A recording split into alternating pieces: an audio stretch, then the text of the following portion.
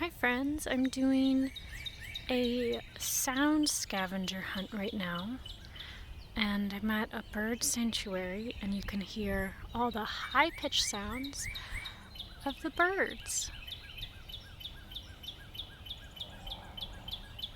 I'll be on the lookout for some low-pitched sounds too.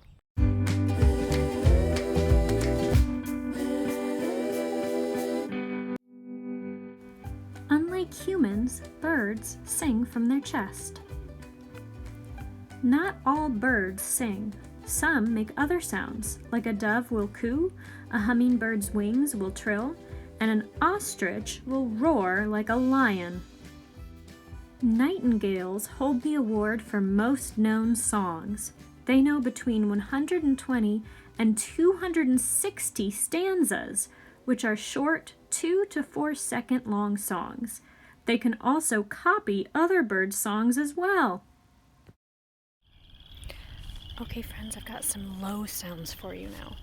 If you listen very carefully, you can hear the low ribbit of some frogs or toads.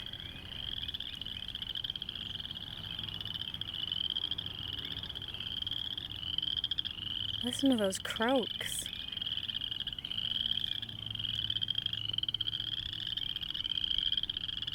Pretty cool, huh? Did you know that every different species of frog makes its own special sound, but only the male frogs can croak? Frogs don't just croak though. They can also chirp, whistle, peep, bark, or grunt. Okie dokie friends, I've got one more for you. I wonder if you can listen very closely and hear the babble from this brook.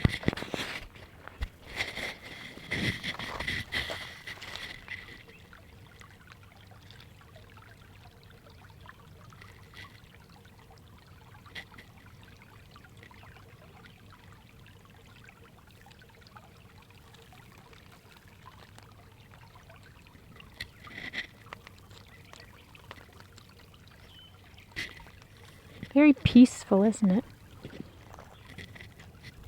Hi friends! So this was just a short example of a music activity that you can do with your family. You can go on a sound walk and you can go out into nature the next time that it's nice, and if you want, take some videos and send them to me so I can hear the sounds that you heard on your walk.